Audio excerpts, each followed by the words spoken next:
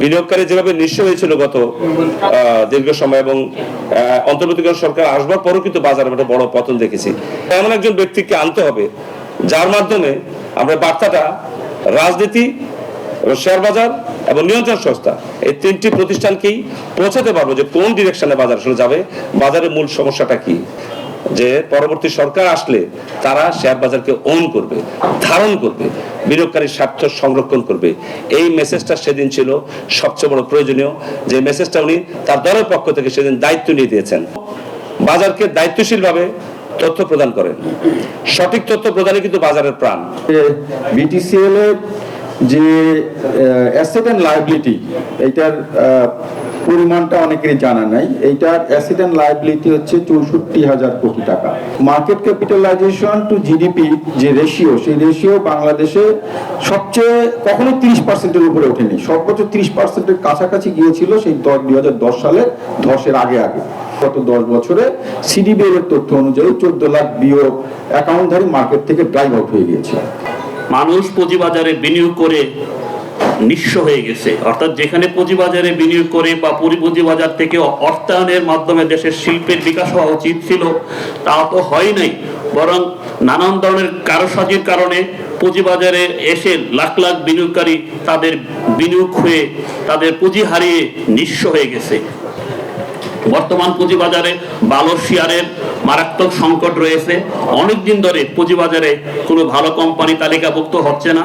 সেই ২০১০ সাল থেকে আবুল মাল আব্দুল মুহিত সরকারি ২৩টা কোম্পানিকে তালিকাভুক্ত করার জন্য বারবার উনি পদক্ষেপ নিয়েছিলেন, ওয়াদা দিয়েছিলেন, কিন্তু গত ১৫ বছরও সেই কোম্পানিগুলো বাজারে তালিকাভুক্ত হয়নি। ইউএফটি ফার্স্টের সাথে ট্রেড করুন যে কোনো জায়গা থেকে, ক্যাম্পাসে ক্লাসের ফাঁকে, ঢাকার জ্যামে বসে কিংবা ঘরে বসে।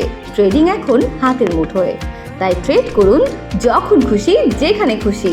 হেডলাইন আপনি করছেন ক্যাপিটাল মার্কেট পুনর্গঠন ও বাস্তবতা। আমার মনে হয় এর মাঝখানে একটি শব্দ যদি দেওয়া যেত, যে রাজনৈতিক বাস্তবতা।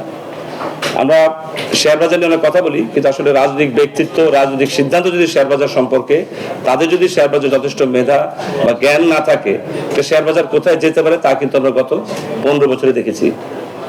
আমি ধন্যবাদ দিতে চাই যে আজকে ইআরএফ অত্যন্ত বুদ্ধিমত্তার সাথে মনে করি তারা এমন একজন ব্যক্তিকে প্রধান অতিথি করে এনেছেন, যিনি আসলে বাজারের সাথে একই সাথে রাজনীতি, অর্থনীতি এবং শেয়ার বাজারের 3টা অঙ্কের মধ্যে তিনি একই বৃত্তে আছেন।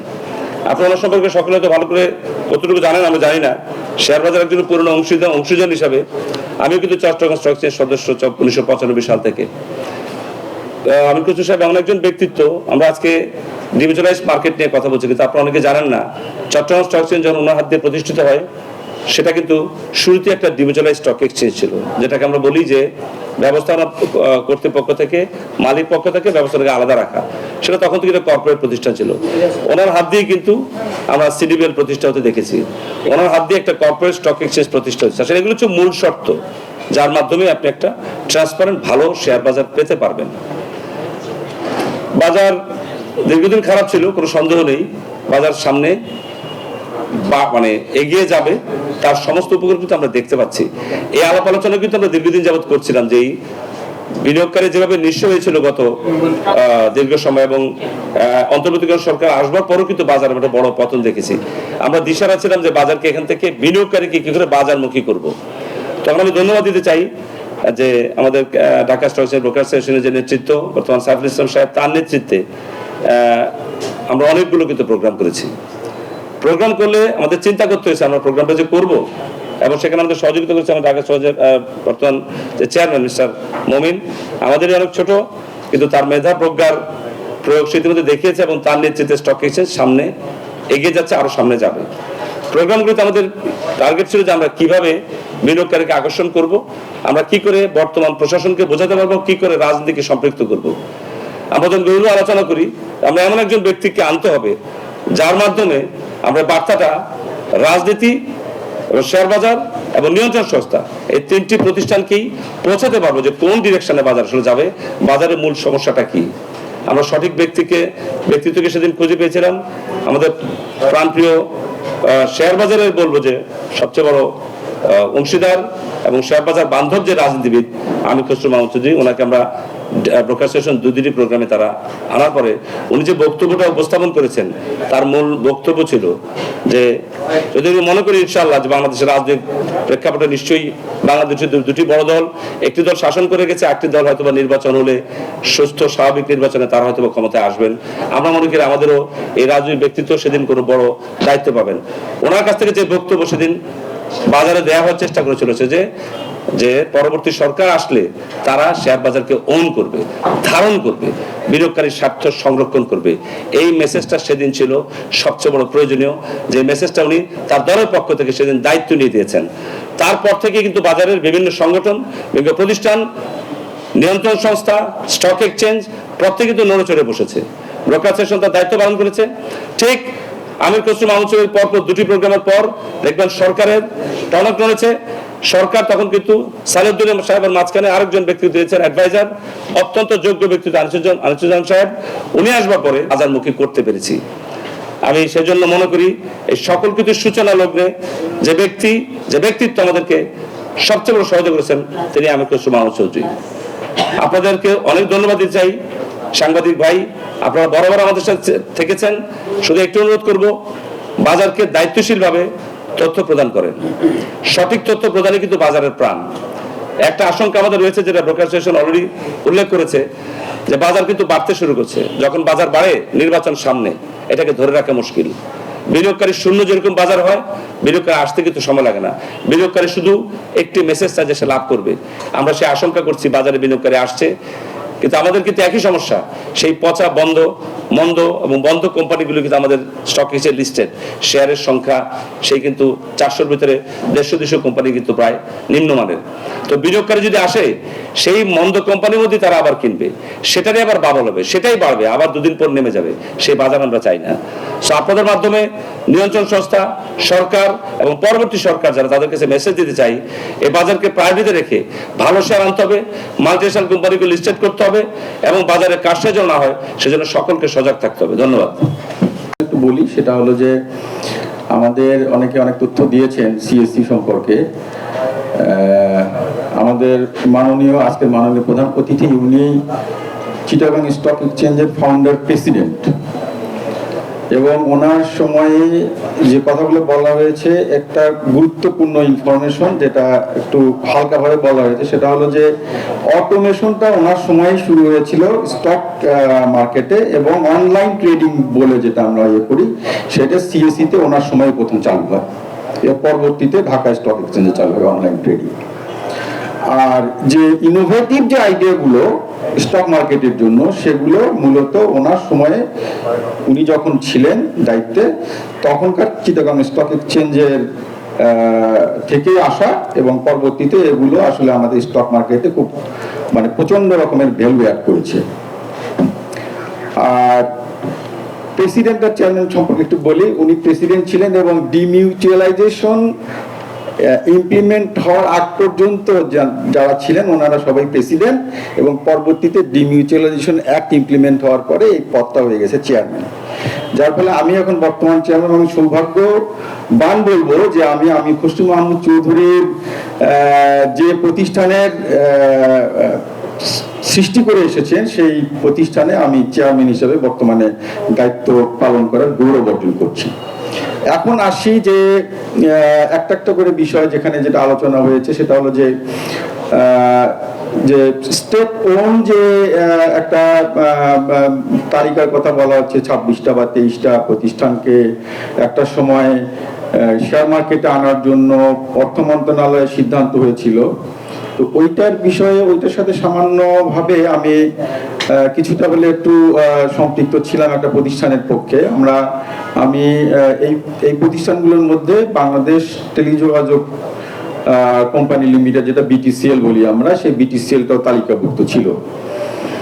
তো ওই বিটিসিএল এর উপব্যবস্থাপনা পরিচালক হিসাবে এক সময় থাকার সুবাদে আমরা এটা নিয়ে একটু কাজ করা শুরু করেছি, কিন্তু আমরা একটা পর্যায়ে গিয়ে একটু আটকে গেলাম। ওখানে একটা শর্ত ছিল যে স্টেট ওন কোম্পানিগুলো যেগুলো তালিকাভুক্ত করা হয়েছে, সেই কোম্পানিগুলোকে যদি শেয়ার মার্কেটে আনতে হয়, তাহলে পরপর 3 বছর তাকে লাভে থাকতে হবে। তো আপনারা জানেন যে বিটিসিএল এর যে অ্যাসেট অ্যান্ড লায়াবিলিটি, এইটার পরিমাণটা অনেকেরই জানা নাই। এইটার অ্যাসেট অ্যান্ড লায়াবিলিটি হচ্ছে 64,000 কোটি টাকা, 64 বা 65,000 কোটি টাকা, এবং এর মধ্যে ফিক্সড অ্যাসেটের ভ্যালু হচ্ছে প্রায় 60,000 কোটি টাকা।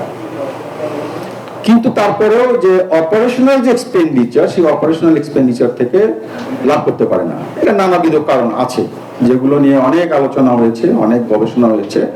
তো এই যখন একটা প্রতিষ্ঠানকে যদি কোনোভাবে আসলে শেয়ার মার্কেটে আনা যায় এবং একটা লাভের পথে রাখা যায়, তাহলে কিন্তু শেয়ার মার্কেটের গভীরতা অনেক বাড়বে। আমার মনে হয় যে রিয়ালিটিটা পরবর্তীতে যে বিবেচনা করেই সর্বশেষ যে মাননীয় প্রধান উপদেষ্টার সভাপতিত্বে যে সিদ্ধান্তটা, 5টা যে নির্দেশনা এসছে, সেখানে কিন্তু স্টেট ওন কোম্পানিটাকে মানে অ্যাজ এ জেনারেল এটা বাদ দিয়ে বলা হয়েছে যে ইমিডিয়েটলি যে মাল্টিন্যাশনাল কোম্পানিতে যে সরকারের যে শেয়ার আছে সেই সরকার সাপোর্ট করার জন্য। এটা আমার প্রথম ভালো উদ্যোগ।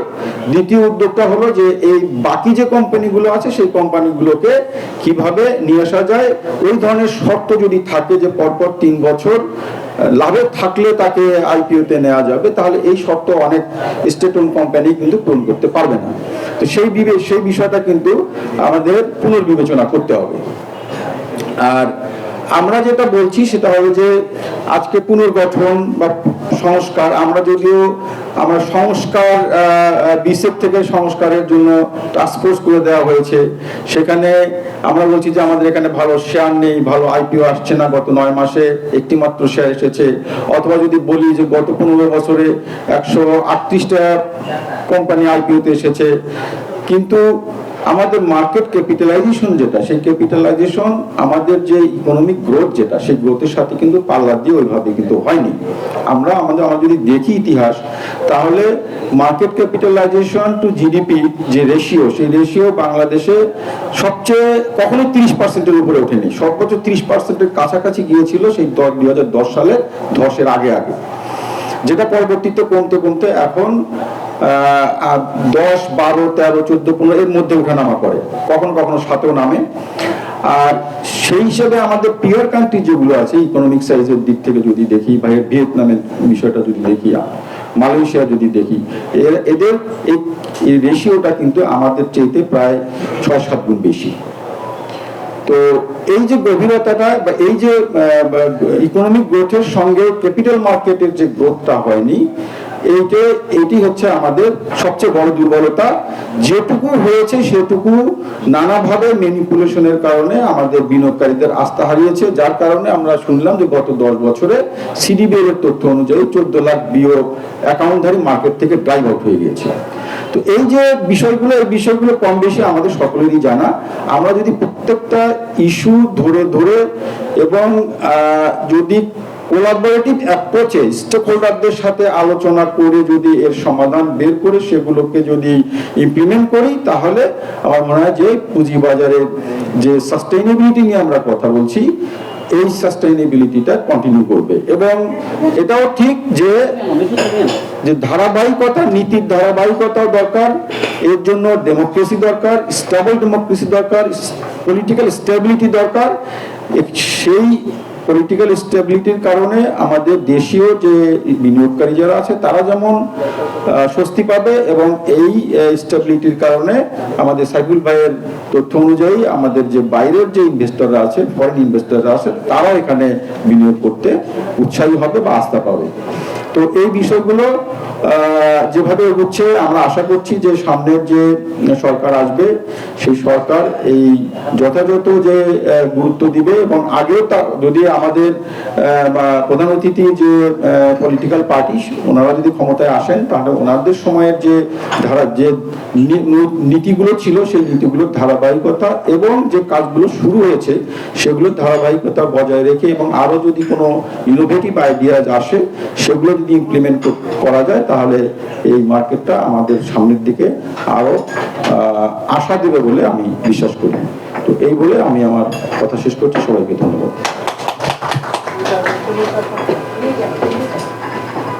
অসংখ্য ধন্যবাদ ও কৃতজ্ঞতা জনাব এ কে এম হাবিবুর রহমান। এ পর্যায়ে বিশেষ অতিথির বক্তব্য মাহমুদ ভাইকে এখানে আমন্ত্রণ জানিয়েছেন। পাশাপাশি আজকের যে বিষয় ক্যাপিটাল মার্কেট পুনর্গঠন ও বাস্তবতা শীর্ষক এই অনুষ্ঠানে উপস্থিত আছেন ঢাকা স্টক এক্সচেঞ্জের সম্মানিত প্রেসিডেন্ট মামিনুল ইসলাম ভাই, উনি একজন স্টক মার্কেট বোদ্ধা। এখানে উপস্থিত আছেন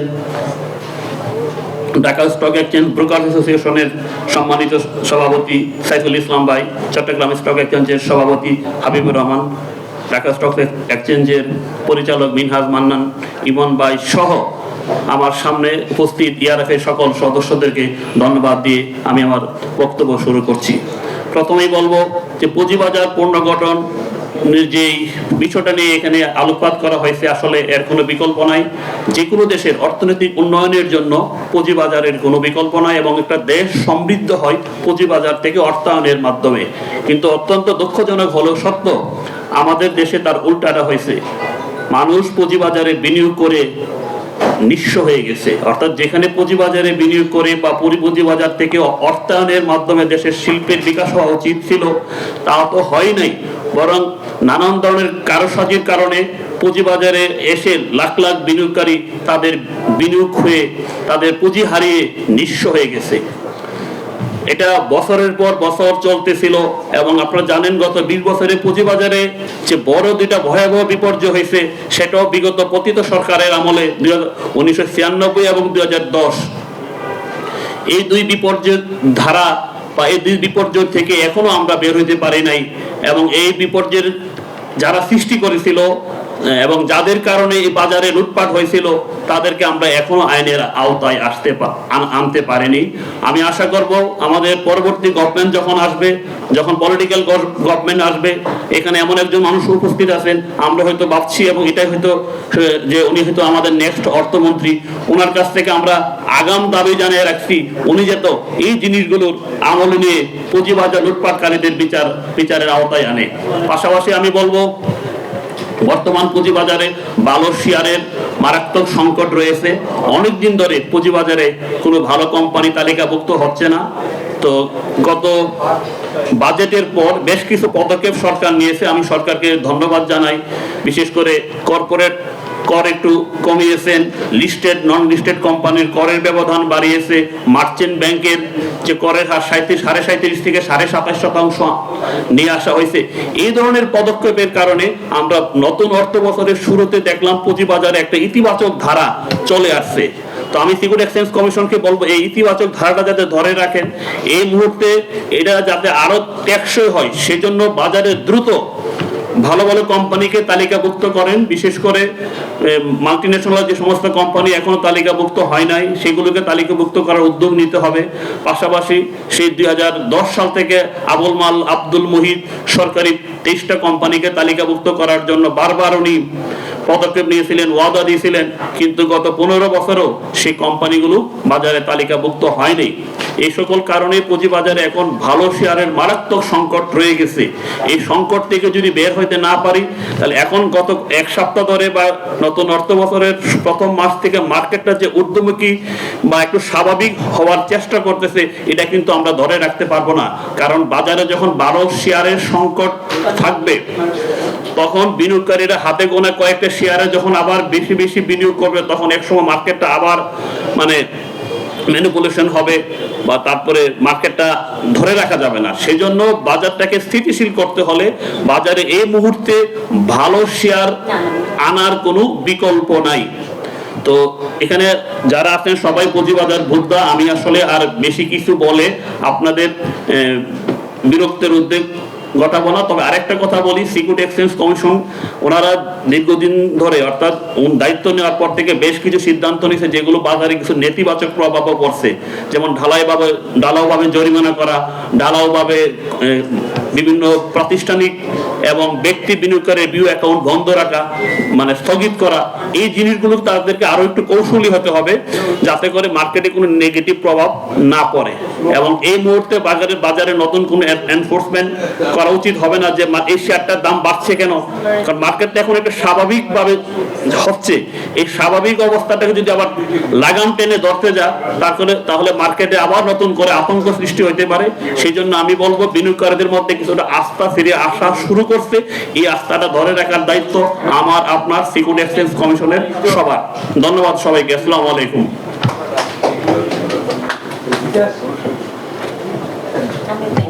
অসংখ্য ধন্যবাদ গোলাম সামদানি ভূঁইয়া, আমার বন্ধুবর, সিএমজেএফ এর প্রেসিডেন্ট, আপনার তথ্যমূলক বক্তব্যের জন্য।